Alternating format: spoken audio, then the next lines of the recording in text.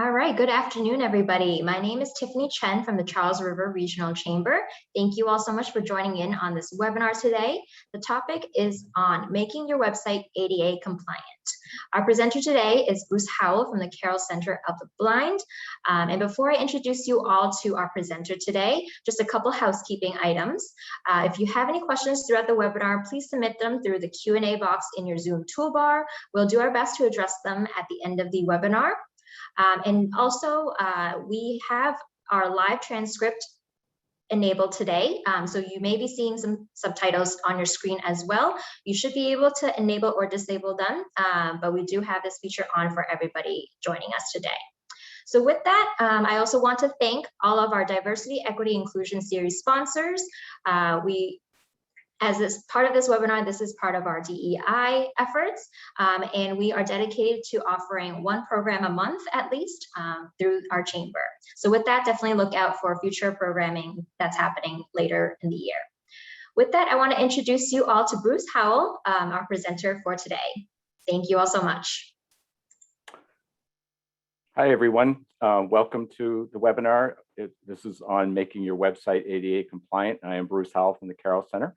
I appreciate your being with us today and allowing me to try to impart a little bit of wisdom on this topic. I'm going to start out by actually demonstrating a screen reader technology. And in order to do that, I've got to do some screen sharing things. So bear with me for 1 second. When I come back, you're going to hear my computer talking to me. And there's a reason that I want you to be able to hear that.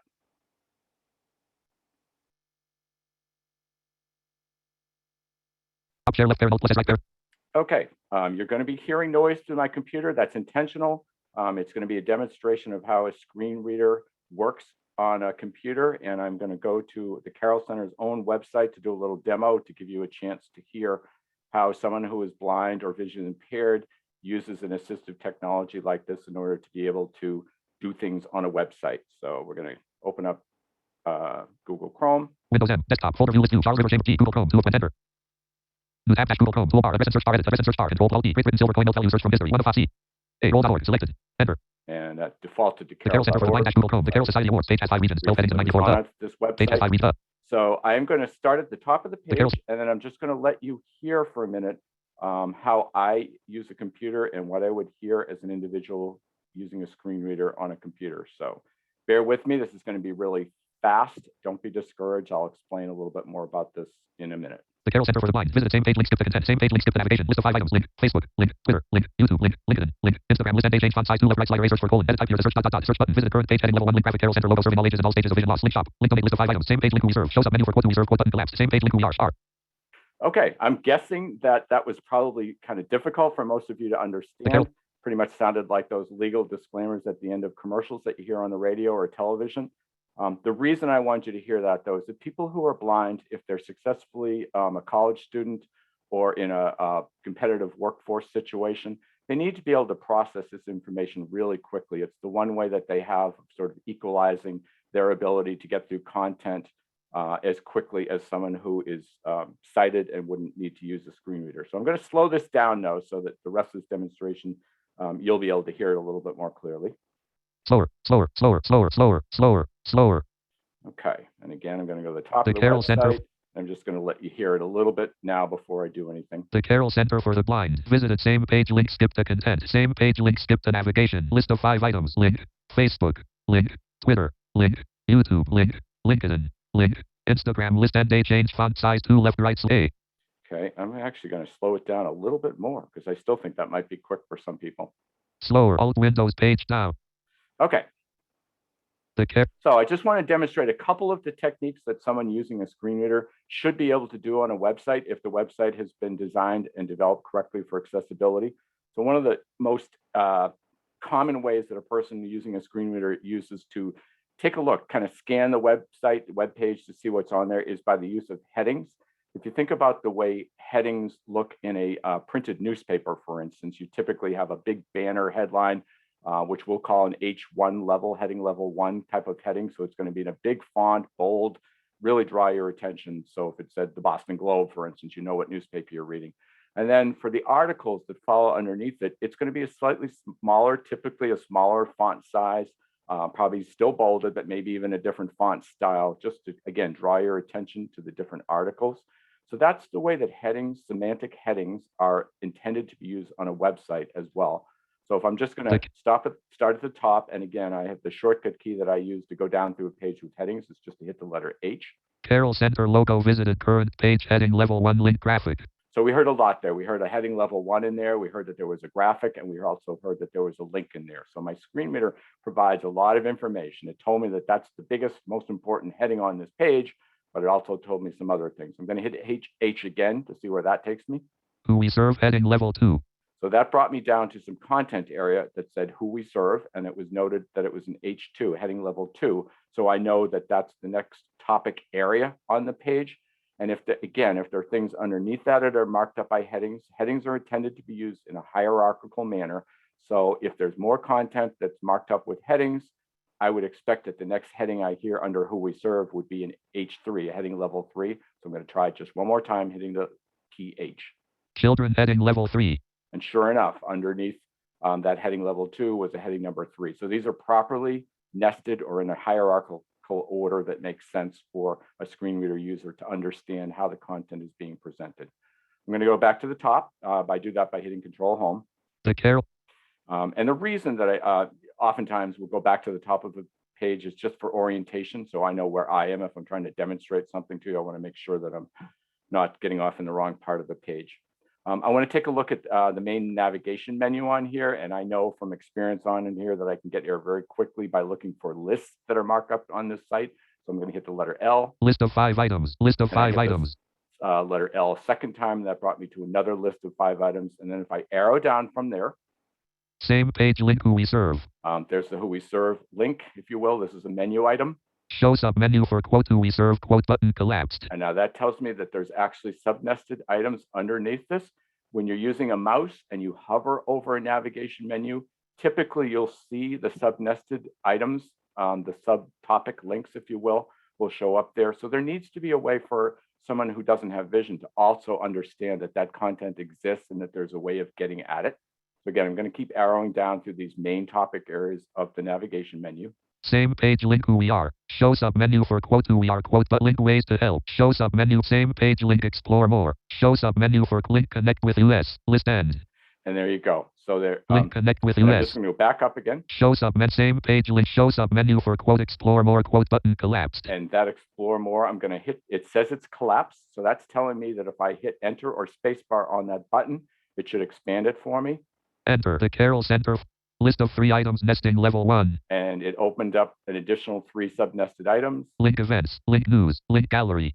Underneath that, I'm going to go back up. Link news. Using my arrow key. Link events, list of 3 items. Show submenu for quote explore more quote button expanded. Now it tells me it's expanded. If I want to close that, I should be able to hit spacebar, enter on it. Enter collapsed. And in fact, it gave me the feedback that I needed to know that I'd collapsed it. So the whole goal here is instead of having the entire menu with all the main topic areas and all the nested, sub-nested items open up, which would be really cumbersome for me to have to try to go down through using an arrow key or a tab key, I want to be able to control that, just like someone who's a mouse user has the ability to control. They can see where the nested items are, and they can click on an item and open it. There needs to be an equivalent way that a screen reader user has the ability to control that for efficiency and effective navigation. So that's a navigation menu brief overview view. I'm going to just show you one more thing. I'm going to go to the top of the page again, Control Home. The Carroll. And in this case, I actually want to look for, there's a carousel or a slideshow on this screen. Sorry, I muted my phone, but apparently that did not work.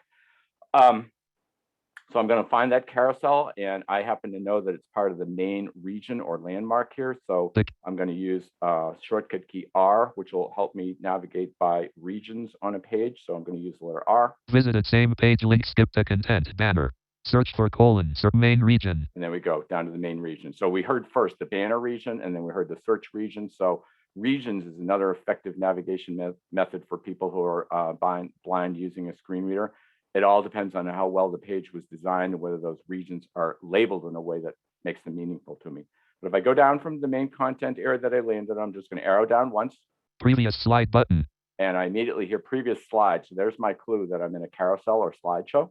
And again, if I arrow down, I'm going to hear the content that you would be able to see, that of course I can't see. Important updates. Information about COVID-19. So right now it's displaying something about COVID-19 for the Carroll Center. I'm going to go back up again. Special event, previous slide, but news. 2021 Cummings Grant winner. And now there's a different story being displayed there about the Carroll Center being awarded the Cummings Grant.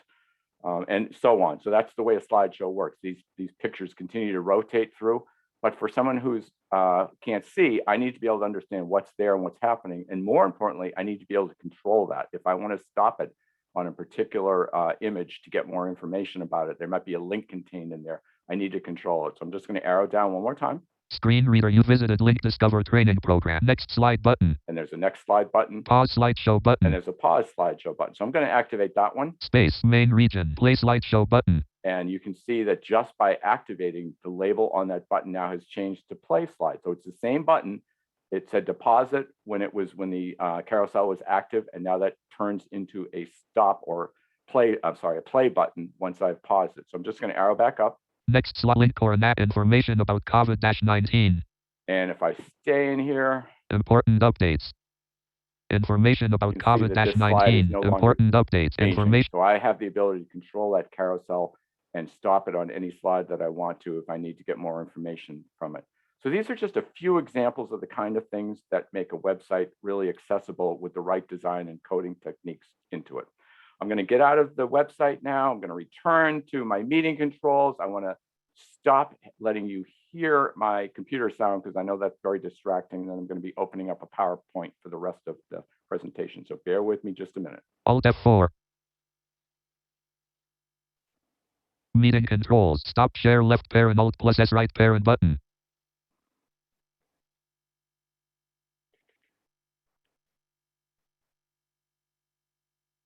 Alt.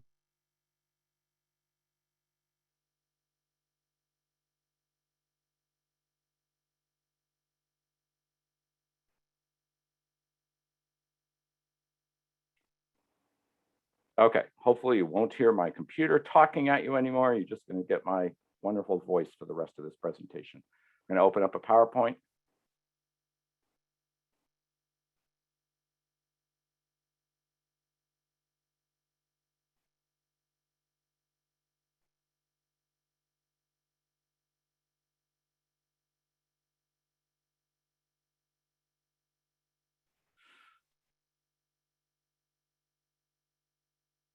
And there we go. And Heather, can you just confirm for me, or Tiffany, that you are hearing my voice still? I hear your voice. I do not hear Jaws, and I see your shared slide. Thank you very much. All right. Just want to be sure that I'm not talking to just myself. Thank you to the Charles River Chamber of Commerce under their new name and logo. Well, we don't have their logo, but their new name. We appreciate the opportunity to present today. So what is accessibility? We've got 3 bullet points on this slide that talk about accessibility. The first bullet slide really is sort of the message to you as the website owner or the producer of digital content, why it matters to you. The second bullet really talks about why it matters to people who might be potentially trying to read or interact with your website. And then the third bullet is just to sort of focus on what we're going to talk about today. Accessibility is a very broad word, but we're really focusing on digital content, website accessibility, mobile application accessibility, things along those lines today. But the bottom line is it's to allow a more inclusive experience to make sure that you're reaching out to everybody that you want to be able to access, navigate, and interact with your digital content. So there are disabilities come in many, many forms. Obviously, this is a very brief overview of the broadest definition of disability types. You've got people that have vision impairments, and this can range anywhere from nearsightedness to total blindness. It could range from someone who was born blind to someone who's gradually lost the vision throughout their life to somebody who suddenly loses their vision due to a health or traumatic activity action. Then you get people with hearing impairments. These could be, again, ranging from people with slight hearing impairment, still hear reasonably well, don't use any artificial enhancements, hearing aids or anything along that line, all the way up to people that are totally deaf and basically hear nothing. So again, wide range. Same is true for people with mobility challenges. These could be someone who has the use of only one hand, for instance, but they're able to do anything with that one hand that someone using two hands might be able to do. Or it could be somebody with much more severe physical impairment where their hands, fingers, arms they're not able to use them effectively to use a conventional way of interacting with their computer or device through either a keyboard, a normal QWERTY keyboard, or through mouse clicks. And then, of course, finally, broad category of people with learning type of challenges, learning, reading disabilities, and this can impact their ability to understand the content that you're putting out there on your website. They may be able to see it, read it, they can hear the things that are presented in an audible way, but depending on how you're presenting the information still may provide challenges to them that they find difficult. So on this next slide, we listed examples of different types of assistive technologies that exist out there. Suffice it to say, there is a broad range of assistive technologies. The one that I was demonstrating for you earlier, as I mentioned, is a screen reader. The one I'm using is called Job Access with Speech, or JAWS, like the movie title. And this is a typical assistive technology that someone with significant visual impairment would be using. Someone with less visual impairment can still see, but maybe not really well. May be using a screen magnification software, which allows them to obviously increase the font size, but oftentimes to do many other things too. They can change color contrast, they can change the color combinations, they could actually have reverse image where they're seeing white letters or yellow letters on a black or blue background, for instance. Whatever helps them to still be able to maximize their remaining vision to interact with computer content that they're working on. Many other types of assistive technologies, all the way up to some incredible things for people who virtually have no ability to move their limbs, and maybe using something like a retina eye tracker, where literally as they look at something on the screen, they can blink and cause an action to take place. So all of them have the same basic requirement. The content that you're trying to use those to interact with and navigate on has to be designed and developed in a way that allows an assistive technology to understand what's there, interpret it, and present it to the user in a way that they can effectively navigate and interact with it. So what factors affect accessibility? And I produced this list of 6. There are probably other ones, but I'm just going to kind of go down through these in a little bit more detail. So I just mentioned this, how the website is designed and developed. This is a key factor. If you're not designing with the idea of being inclusive, of designing something that people of all different abilities will be able to utilize, then you're starting off in a bad place already. You need to consider the personas of people with differing needs as you design, whether it's a website, a document you're producing, a mobile application, enterprise software, any of this. You need to think broadly about who are my different user types, what do they need, how can I design this in a way that's going to make it as available as possible to the largest audience possible. The operating system that people are using in order to interact and navigate on your website, and I'm going to just use the word website, but it's applicable to all the other types of digital content that I've previously mentioned. The operating system. Operating systems, of course, also connect with the devices that people are using. These days, people are using computers, they're using desktops, laptops, they're using tablets, they're using smartphones, and other devices, even like some of the hands-free voice-activated things like Amazon Echo and Google Home, things along that line. So all of these different devices are going to play into whether what they're trying to interact with is accessible or not. They each have unique needs and challenges. So it is something that developers and designers have to incorporate into their thought process as they try to design and code things properly. So the type and version of the assistive technology, or AT, that somebody's using is a factor. I've mentioned that I'm using JAWS today, which is a screen reading software. I'm using the most current version, is JAWS 2021. Well, every year, the company that produces JAWS comes up with a new update.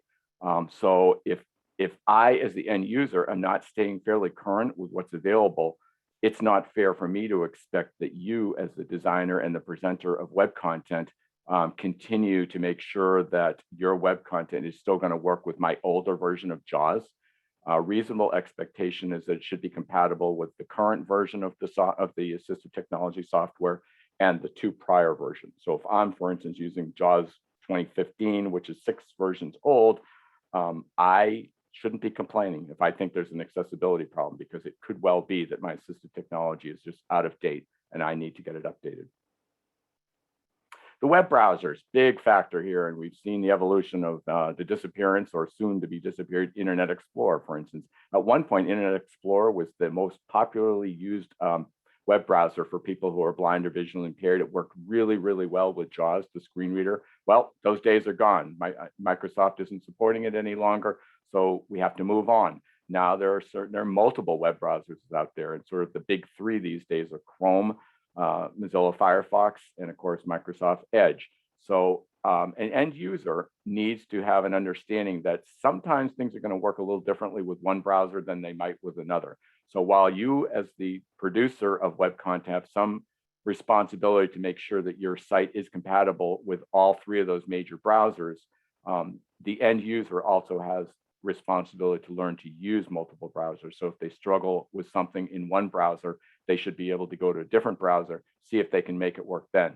If they can't, then okay, then they have a right to complain and reach out to you. But sometimes we recognize that a different browser has a slightly different experience.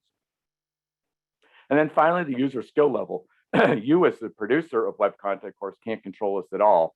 But if somebody was to reach out to you and say, I can't figure this out, I can't do something, through your conversation, it might become clear that the individual is trying to use an assistive technology that they really have not been properly trained to use. And in that case, the input that they're giving you about the accessibility of your site may or may not be valid. So we need to always understand that the end user has some responsibility for being well enough trained, have enough experience with the software, the assistive technology that they're trying to use. And if conversations that you're having with them or communications lead you to believe that maybe this person just doesn't know how to use it, then we need to kindly recommend to them that they consider getting training that they could use to improve those skills. Next slide. And again, I've made this point a couple of times, but I want to make this really clear, because the title of our presentation today was making your website accessible or ADA compliant, but it's not just a website. Other digital content that you're producing would be software applications, for instance, learning modules. Oftentimes, it can be we think of colleges and educational institutes producing a lot of these, but it might be training manuals that you're producing within your own company, or tutorials, things along those lines. So they also need to have the same level of accessibility. Mobile applications I've mentioned previously, and of course there we've got both iOS for Apple and we've got Android. So they're different. They have different issues and challenges. Many times they're similar in most ways in the way that the end user should be able to interact with them, but there are some differences there. So all of those have unique challenges for accessibility. And then finally, documents, digital documents, whether you're producing Word, Microsoft Word, Excel, PowerPoint, documents within the Microsoft Office suite of applications, or using other word processors, publication software. The key is you need to be sure that these are all accessible, and especially if you're converting it to a PDF from a document file. There are some things that, as well as you might do in the source document for making that accessible, when you convert or save to a PDF, there are always some additional steps that need to be taken to make that fully accessible. Challenging area, but there are people with expertise, including the Carroll Center, who can train and provide document remediation services. So if that's not something you feel you have internal skills to either check or perform yourself, reach out and get the support you need, because there have been lawsuits filed that are website accessibility lawsuits, but they focus on the fact that there were certain documents hosted on that website that were inaccessible. So don't assume that just because your website may be fully accessible, but you're hosting documents there, links to documents, and you haven't done anything about those, that you're off the hook. It still could be cause for someone to complain and end up something that your legal counsel would have to try to deal with. So slide 7. Sorry. Why should it matter to you? This is sort of I'm talking to the marketing people here, but I'm talking to everybody here. So there are a lot of reasons here. And mostly I just want to focus on the fact there is a large percentage of our population, both in Commonwealth of Massachusetts, across the country, and throughout the world with disabilities. It's estimated to be about 15% of people are disabled. That's a pretty large market segment. If you choose to ignore it or ignore it by lack of attention to accessibility, you're losing a lot of potential business. And I don't think people always realize that that many people have disabilities that could impact their ability to navigate and interact with your web content.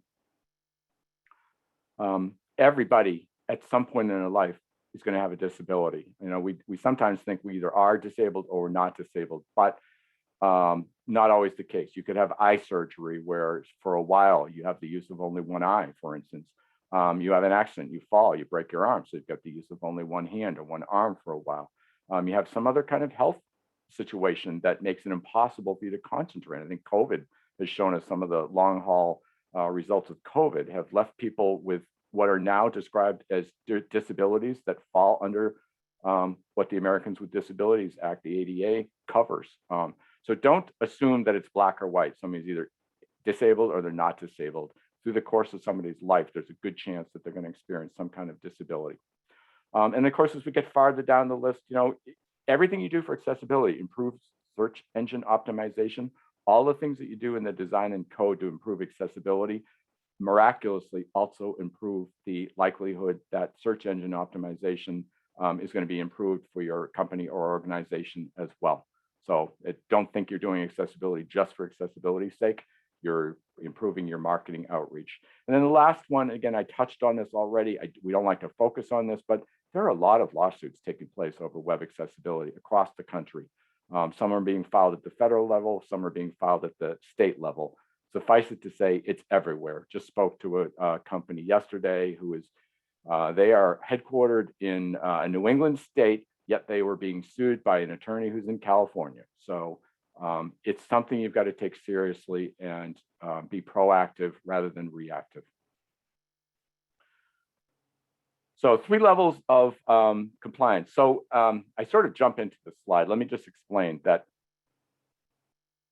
So the Web Content Accessibility Guidelines are the de facto standards for web accessibility. Does the ADA reference WCAG, W-C-A-G? No, because when the ADA was written back in 1990, nobody ever envisioned e-commerce being the way it would be today, that everybody would be doing so much stuff online. So there is no reference to the Web Content Accessibility Guidelines. However, going back to these lawsuits that I keep referencing that I don't like to focus on, but I can't avoid, these are the standards that most of these court decisions use as the compliance standards. So typically it's been the Web Content Accessibility Guidelines, WCAG 2.A, AA level of compliance. More recently, sometimes it's WCAG 2.1 AA level of compliance. I'm going to talk a little bit more about that, but these standards, even though they have not been promulgated by the Department of Justice as what everybody needs to achieve, the courts instead are stepping in and basically saying, yeah, they are what you need to achieve. So when we talk about WCAG compliance, you need to understand what that is, where it stands, and why they are the rules that everybody kind of plays under. So let's talk about, there are 3 different levels of WCAG. There's single A, double A, triple A. Single A, I like to call it technical compliance. In theory, if your website is compliant to single A level of conformance, then people should be able to do everything they need to do, no matter what their abilities, what assistive technologies they're trying to use. The problem with accepting single A as the level you achieve is it doesn't make it a good user experience necessarily. People can get frustrated. It can take them a lot longer to figure out how to do something than you would want them to have to spend on it. What happens when people get frustrated? They give up. They leave your website. They don't purchase your product. They don't attend your college. They don't reach out to you for the services that you're offering, because you know what? They can just do a Google search and find somebody else that offers the same things. And if they go on that website and it's a better experience, that's where they're going to do their business. So single A is a good start, but it's not sufficient in and of itself. So then we look at AA compliance. AA is the standard that most businesses, companies, colleges, nonprofits, organizations should strive to achieve. AA is a much better user experience for people. It's got more to it than the single A level of compliance. It builds in some things that meets a greater user type, a broader user type's needs to be able to do things. So some of the examples that we talk about here is that, so in single A, and I didn't mention any of the details that were in the bullet points, but in single A, we said when you're presenting video, it's important that they be captioned. In other words, that there's like this text version that's going along with it. So somebody who can't hear has the ability to read and understand and follow what's going on. When you get into AA compliance, that's no longer enough. You also should be providing an audio description, which means that you may have to produce a second version of your video where when there's downtime between when things are being said, there's this voice that fills in the gaps and explains the actions that are going on in a little bit more detail so that someone that's blind can really understand what's happening in a video. And this is especially important when you're producing a video that just has music and a lot of video, but absolutely the only way that somebody would be able to understand it is if they could see. If you're producing videos like that, you've got to produce one with audio description in it so somebody who's blind would have a much better understanding of what you're trying to convey through your video.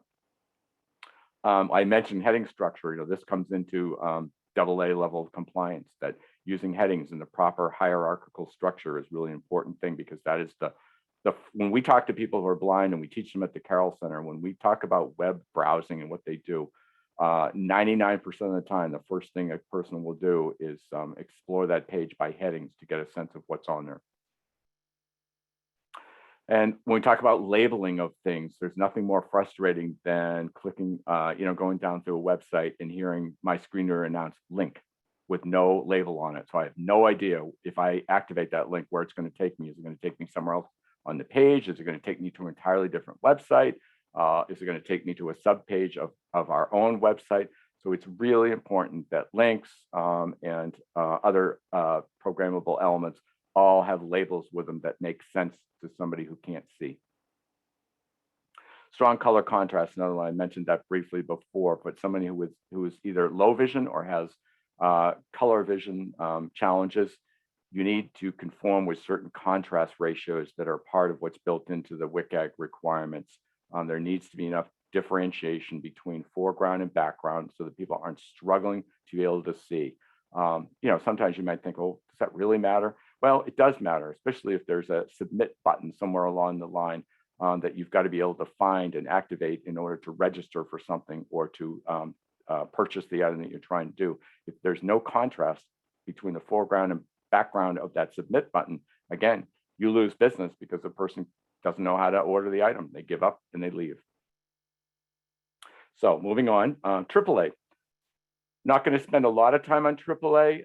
Basically, AAA is perfection. It adds in additional what are called success criteria that you have to achieve in order to reach this level. Most companies won't try because it's easy to break. If you do something on your website inadvertently, you may effectively wipe out your ability to claim that you're AAA compliant. But I hate to just leave it there. There are some things, and some of these bullet points towards the end of the slide actually talk about things that let me just get into that. So for instance, using a 9th grade language. Why that's AAA, I don't know. Don't you want everybody who's visiting your website to understand the words that you're using? Are you using language that's got so many acronyms in it or scientific terms, yet you're presenting this information to the general public who wouldn't typically understand those acronyms, abbreviations, or scientific terms? Think about the language that you're using. It should, in general, not be any more difficult than a 9th grade reading level. And there are some that argue that even that's too high, that it should be more like a 6th grade reading level. So don't use fancy words, long paragraphs, unless it's necessary. And I sort of talked about the second thing, the abbreviations, explain what those are. Don't just assume people know that. And reducing input errors. Again, why would you want somebody who's trying to register or do something to struggle with that form? If you're trying to get them to attend a webinar that you're presenting, for instance, and they've got to do an online registration form, wouldn't it be sad if they give up and they don't attend your webinar just because they couldn't make that registration form work? If they make a mistake when they're filling in one of the fields, their WCAG has requirements for what should happen there. It should retain all the information that they have entered correctly, and it should alert them that there's an error, and it should put their attention right where the error is so they know what they have to fix. Oh, and by the way, you can't use color alone as an indicator. So if the field is marked with red, but there's no other way of indicating to someone who's blind what field they need to correct, then that would be a failure as well. So a lot of things you can do to make sure that error handling is done in an accessible way. So now we're getting into a little bit more of the structure of the web content accessibility guidelines, and I'm just going to check my time. Okay, right. So the web content accessibility guidelines are actually organized around 4 principles of perceivable, operable, understandable, and robust. It's the word easy to remember, POUR, P-O-U-R. So perceivable, operable, understandable, and robust. We're going to go into a little bit of information about what each of those means. So in the next slide, we're going to talk about perceivable. There's a lot of information on this slide, but the way I like to explain this is you need to be presenting your digital information in a way that anybody using whatever sensory abilities they have can understand it and read it and interact with it. So if I'm blind, for instance, I can't depend on my eyes, on my ability to see it. So how else are you going to present that information? You need to make it sure that it will work well with a screen reader that basically reads the information to me.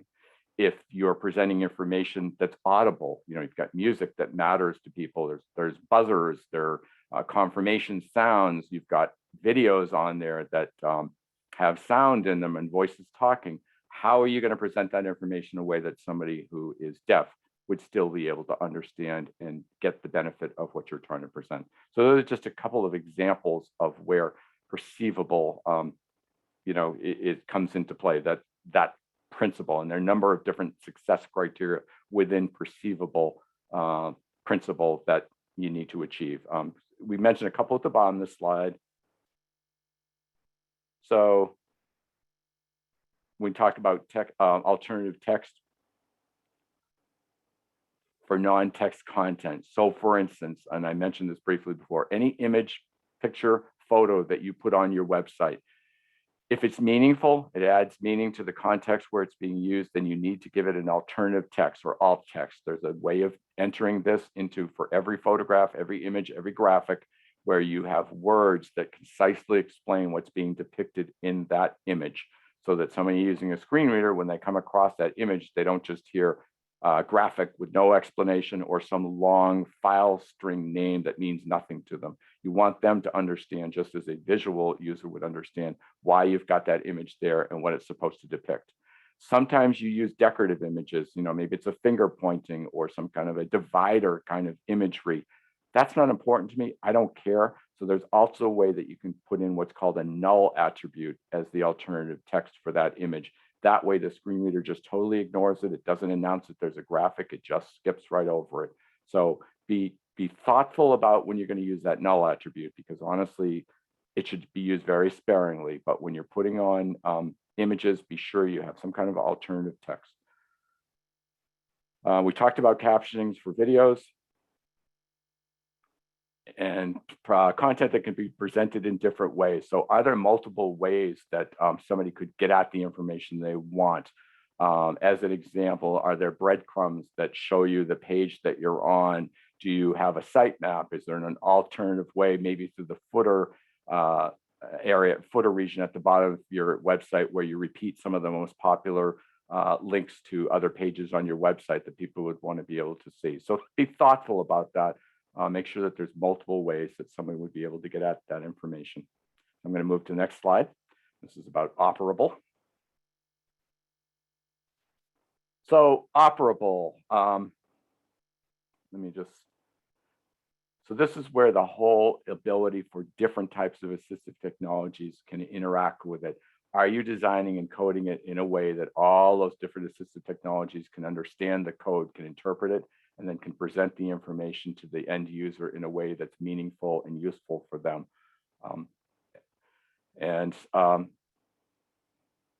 So one of the ways you do that, and one of the key elements of accessibility, is everything that you put on your website, you should be able to get at by using keyboard-only commands. This may seem strange to you, those of you that are mouse users. Like, why would anybody choose to use a QWERTY keyboard to get at things when they could just use a mouse? Well, that's because not everybody can. Anybody that's blind obviously can't do that, but also people that have mobility challenges, maybe they don't have the dexterity to click a mouse or to even handle the mouse and move the mouse around. So they need to be able to get at everything on your website through some combination of using the tab key or the arrow keys. And they need to be able to interact with every element on there that you're supposed to be able to open or launch by either using the space bar or the enter key. So that's keyboard navigation: tab key, arrow keys, space bar, enter key. If there's anything on your website, when you go down and use those techniques that you can't get at, if it skips over something, if it doesn't allow you to open something or submit something, then that is an accessibility flaw. So that's just an example of where operable comes into play. I'm moving along a little rapidly here to make sure we get through everything. So understandable, the next principle of WCAG. Are you presenting information in a way that's understandable and makes sense to people?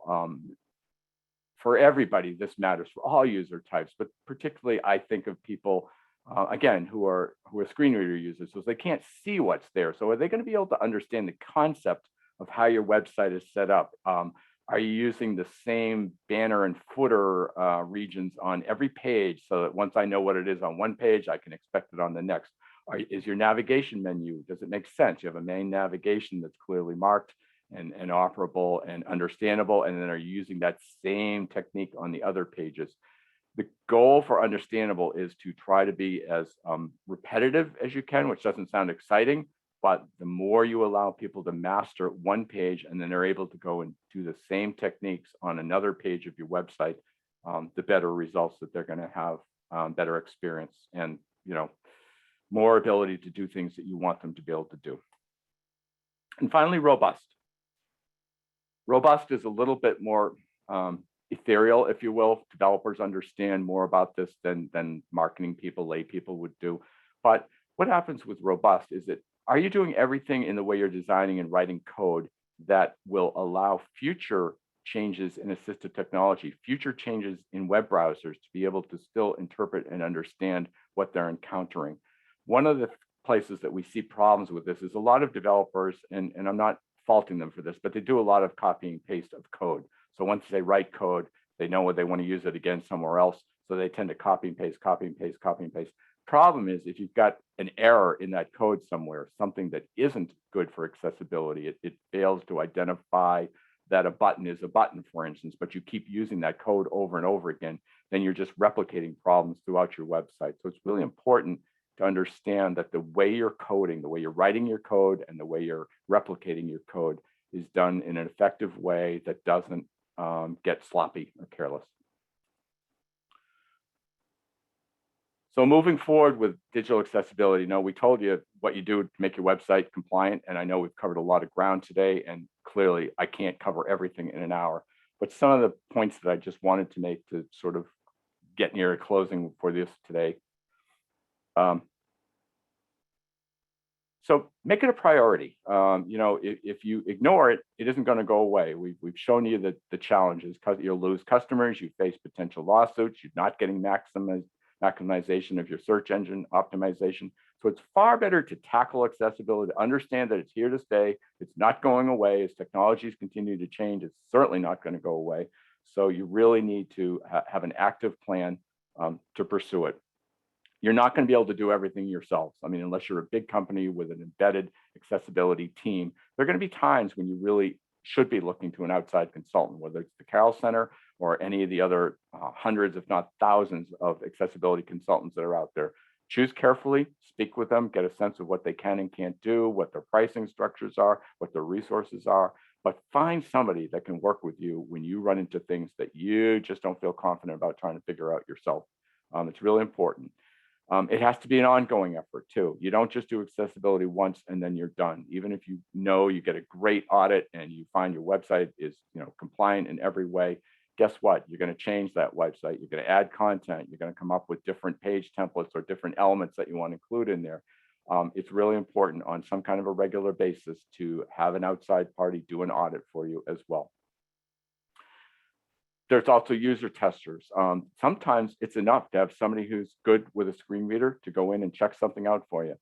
We just, for instance, you just added some kind of a scheduling functional element on you because you want people to do their appointments online. You're not sure whether it's going to work well for accessibility. That might be an appropriate time when you reach out to a place like the Carroll Center and say, hey, can you assign one of your skilled screen reader users to just go down, try these tasks. I'm going to give you a list of tasks that I'd like you to accomplish, and I want him or her or them to report back to you about. So that can be a useful tool as well. Usability studies. Sometimes you want to get multiple opinions from lots of different people from representing different demographics, different ages, different education levels, different genders, different skill levels, different devices.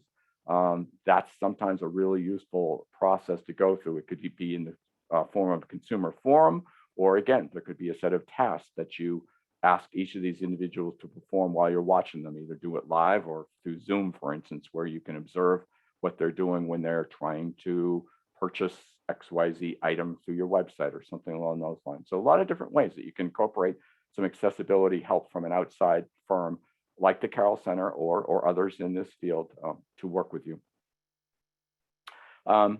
Plans and governance for what you can control. By this, I mean, every website incorporates some third-party vendor products into it. So what happens when every time you make a decision to choose to use something like that on your website? What if that piece of your website is really inaccessible? Whose responsibility is that? Well, sadly, it's yours because you own the website, and people, if they're going to complain about it, they're going to blame you as the website owner, even though you didn't build that component, you just bought it. So what do you need to do? You need to start building in a plan for testing these things, asking for a voluntary product accessibility template when you're considering purchasing something like that, whether it's an element, a plugin element, or it's an entire software application that you're considering purchasing. You need to ask for that voluntary product accessibility template, a VPAT. Read through it, find out what the company's commitment to accessibility really is, where it works, where it doesn't work. You also need to start putting into your purchase language in your contracting documents. You need to put some language in there saying that we expect any product that we purchase from you to comply with WCAG 2.1 AA level of conformance, things along that line. You may have to negotiate that, you may get some pushback, but if you don't ask for it, then you have no one to blame but yourself when somebody says, I can't use that function with my screen reader or with my screen magnifier. What are you going to do to help me? So you want to try to avoid those problems for yourself by being proactive in your purchasing decisions. And that basically runs me through what I wanted to cover. Heather or Tiffany, do we have questions? I think I actually addressed the questions in the chat. There was only one in the Q&A, but if people have questions or want some clarification, please put your question in the Q&A. This is very high level that I've gone through, and I would imagine that some of you may have some more specific questions or things that I just kind of breezed through but didn't get into a lot of detail. I'm happy to try to address those. If we have answers that we can share today, we will. If we need to get back to somebody, we can do that as well also. I didn't talk a lot about documents, but documents have unique challenges to them as well. I did briefly mention that the goal is to make your source document as accessible as you can. Within the Microsoft Office suite, for instance, there is something called an accessibility checker that's built into each of those applications. So after you produce your document, we highly encourage you to find that and get used to using it because it can point out where there are accessibility issues. And a lot of times those can be resolved within the document right there. First, we have a question. Okay, great. I'll stop there, Heather. So Stuart has a question that's, how can I find out my website's current level of WCAG compliance? Great. The best way to do that is to have an evaluation or audit performed by a third party who does this as their normal course of business. I didn't talk a lot about the evaluation or audit process, so let me explain that in a little bit of detail. An audit, we call it an evaluation because it sounds a little bit softer, but audit is the right term. Excuse me. Basically, an audit consists of two components. There's use of automated testing and there's manual testing. There are a lot of good automated tools out there that are free that people can learn to use to check a lot of the things. There's an organization, WebAIM, which is part of the University of Utah, that is out there. There's a company, DQ, that produces a tool called AXE. Again, there's a free version of that you can use. You can run that on a web page and you can get a lot of feedback about where there might be issues that are problematic. The problem with any of the automated tools is that they're not 100% effective at finding everything. The industry standard indicates that those are generally about 30 to 40% effective, but that's a lot. That means 60% of things aren't going to be found just by using an automated checker or tool. That's where the manual testing comes in. And manual testing has two components to it. There's the keyboard testing, and I mentioned a little bit about this, but going through with the keyboard to make sure that there are visual focus indicators everywhere that your tab key lands, that you're using proper color contrast in everywhere, that you're not using color alone as an indicator, that any element such as a submit button, you need to make sure that the way that's visually labeled matches the programmatic label for it. In other words, you don't want to have a button that on the screen says submit, and what a screen reader would announce to me was go, because the problem there is when your customer service people have somebody on the phone, they're trying to tell them what to do, and they keep telling them, well, just hit the submit button. If I can't find a button that's labeled submit, there's going to be a communication breakdown there. So there definitely needs to be that kind of manual testing. But additionally, there needs to be testing with a screen reader, because there are things that a screen reader can check that there's no other way of doing it. We've talked a lot about alt text for images. A screen reader is what you need to have in order to easily be able to determine what that alt text is. Same for links labeling. If you want to know what a screen reader is going to hear when it comes across a link, you need to be able to hear what it says in order to know if it's working correctly. And just the way that things work. I showed you the navigation navigation menus up front, and it's a very different experience with a screen reader than it is using a mouse hover. So there are a lot of things that have to be checked with a screen reader. And most people don't have that internal expertise, so it just makes more sense to hire an outside firm to do the audit. Through that audit result, you're going to find out where all the issues are. You're going to know which of the specific success criteria within WCAG are in violation. You'll get a link to those specific success criteria, so you can go and read it and learn to understand more about it yourself, what the concept means and what the ways of dealing with it should be. In the case of our audits, we provide information about who it affects and why it matters. So in other words, we'll try to explain which user type would be affected by the violation that we've discovered, and if what type of assistive technology might be impacted the most by that particular issue. Most importantly, to the purchaser of the audit, you get remedial recommendations. Sometimes these are actual code snippets that will tell you, if you just change your code to read this, you'll fix the problem. Other times they may be resources that you will need to look into to determine which is the best solution for you. There isn't always just one answer for accessibility remediation. A lot of it depends on the authoring tool that you use to build the site. And secondly, you may have choices for the better way of doing something that fits more with the scheme of the way you like to present information or not. So the remediation is either something very specific or something a little bit more general that will lead you to a specific answer. And then finally, also important for anybody that's charged with this responsibility internally, is we provide a severity rating to give you an idea of just how much of an issue is this. Is it a blocker? Is it something that is absolutely preventing certain people from being able to do on your website? Those are really critical and they need to be dealt with, or you're going to lose customers or face a higher risk of a complaint or lawsuit.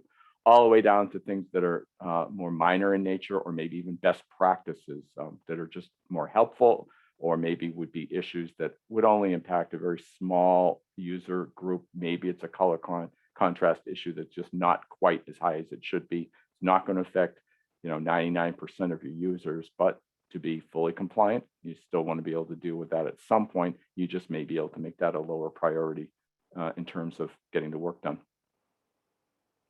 I hope that answers the question. It's a lot of information there, but gives you an idea of that there is some complexity to what the audit or evaluation would consist of.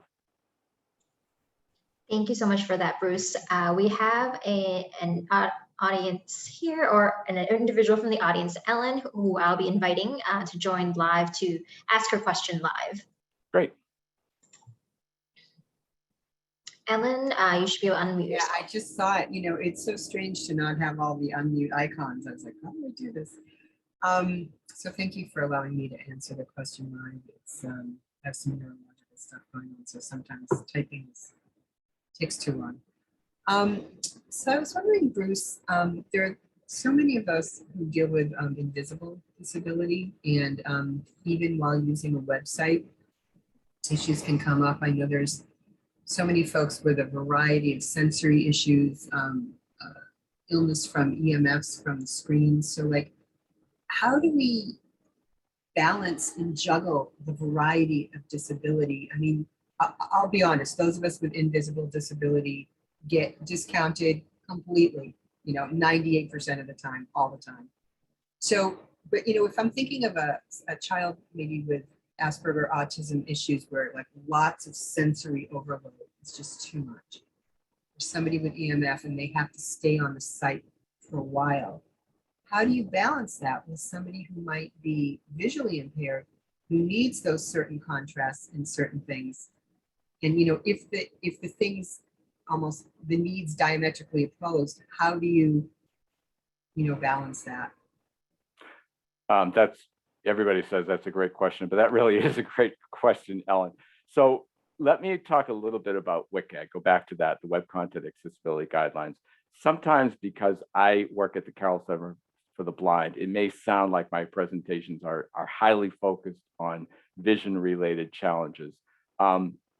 Numbers indicate that about 80% of web accessibility issues, unfortunately, do impact people with vision impairment. But that is not to say that the issues that you've described are not equally important, equally viable. The Web Content Accessibility Guidelines takes all challenges into account. So many of the success criteria do not specifically address issues that pertain to people with vision impairment.